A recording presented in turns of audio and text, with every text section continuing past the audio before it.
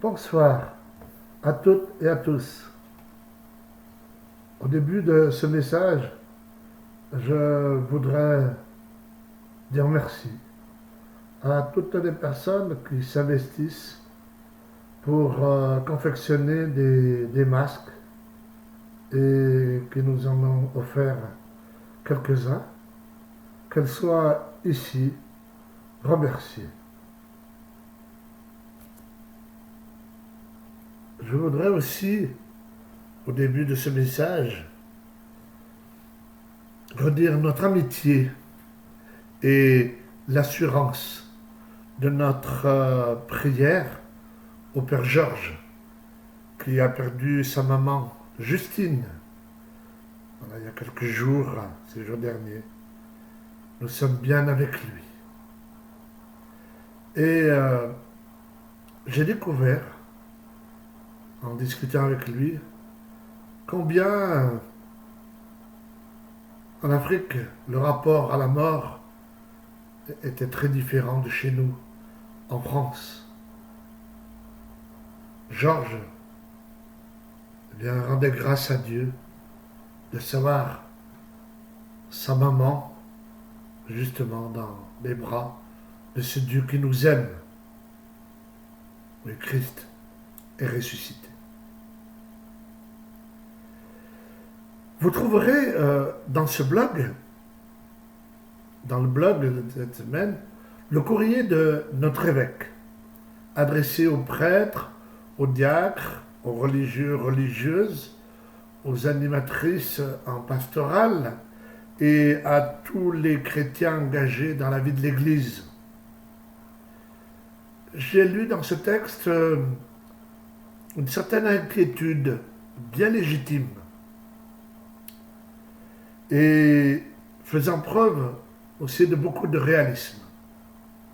Oui, on n'est pas sorti de l'auberge, ou du moins pas aussi vite qu'on le voudrait et dans les conditions que l'on souhaiterait. Notre évêque nous lance un certain nombre de questions en particulier, celles concernant les rassemblements dominicaux, les temps de prière, la mise en place de fraternités locales, missionnaires. Honnêtement, je n'y vois pas très clair et j'accepte bien volontiers toutes vos idées en tenant compte de toutes les contraintes qui nous sont imposées, même si les taux risquent de se desserrer. Mais justement, ne prenons pas de risques inutiles. On peut aller voir ce qui se fait ailleurs, sur d'autres paroisses, et il y a de belles initiatives, en particulier en messe télévisée, mais je trouve que ce que nous propose le jour du Seigneur est tellement bien. Et puis, on voit bien que la communauté nous manque. Voilà. Ça nous manque de serrer la main, de pouvoir se dire le Seigneur soit avec vous et avec votre esprit. Et puis, il y a d'autres rites dont on avait oublié la valeur. En attendant, la vie paroissiale continue son petit bonhomme de chemin. Les baptêmes et les mariages sont la plupart reportés à des dates plus ou moins lointaines. Nous avons quelques funérailles à assurer, mais très peu au regard des mois passés. Comment l'expliquer? Peut-être que inconsciemment, bien peut-être que dans cette période, on s'accroche un peu plus à la vie. Nous avons averti les familles qui avaient perdu un proche que nous ferions une célébration commune de tous les défunts dont nous avons vécu le départ. Il y a de belles initiatives pour garder le contact. Par exemple, les membres de l'équipe funéraille de Saint-Martin-en-Londaine se transmettent régulièrement des nouvelles les uns aux autres. Et souvent, ça ne manque pas d'humour. Ça entretient le moral des troupes. L'équipe Saint-Pierre aussi se partage des nouvelles.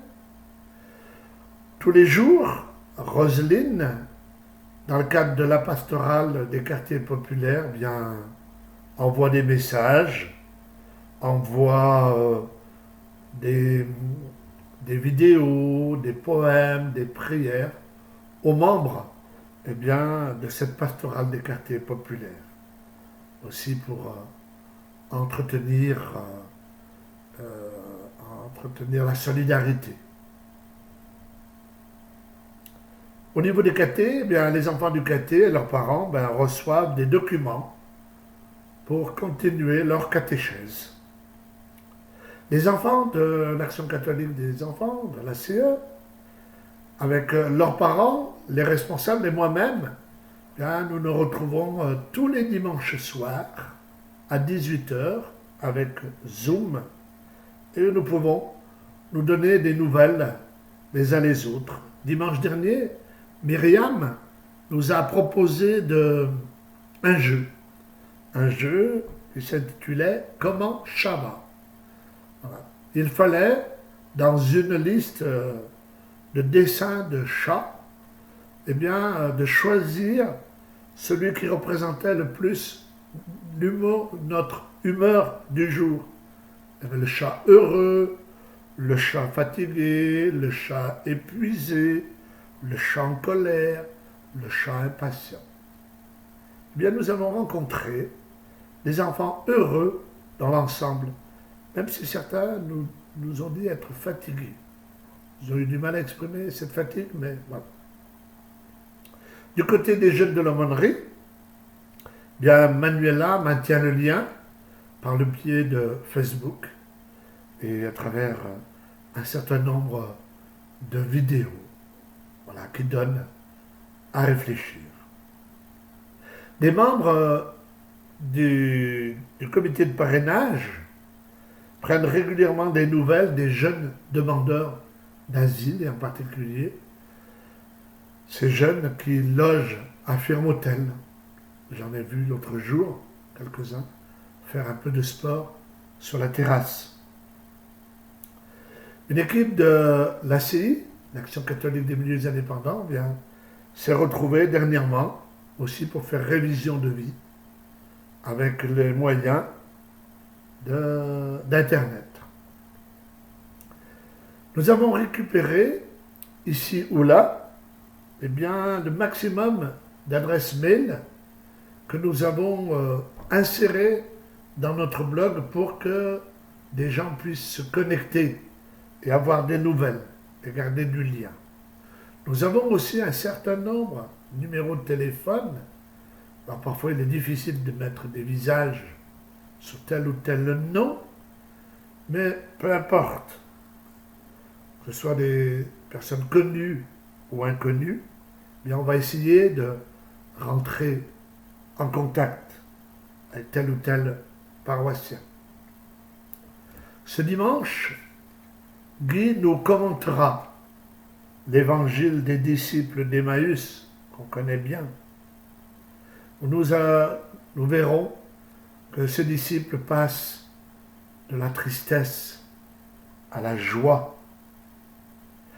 Dans cet évangile, il y a deux disciples. Il y en a un qui s'appelle Cléophas et l'autre, l'évangéliste, ne nous dit pas son prénom. Alors peut-être que ce deuxième disciple, c'est chacun et chacune d'entre nous. Et que nous croyons que le Christ marche à nos côtés. Il ne peut pas nous avoir abandonnés. Derrière moi, ici, là, voilà, derrière moi, il y a une peinture. Cette peinture représente un arbre dans le désert. À l'occasion d'un pèlerinage en Terre Sainte, on marchait dans le désert, il y avait cet acacia. Et j'avais dit à une personne comme ça, tu vois, regarde, cet arbre, dans le désert, il a résisté.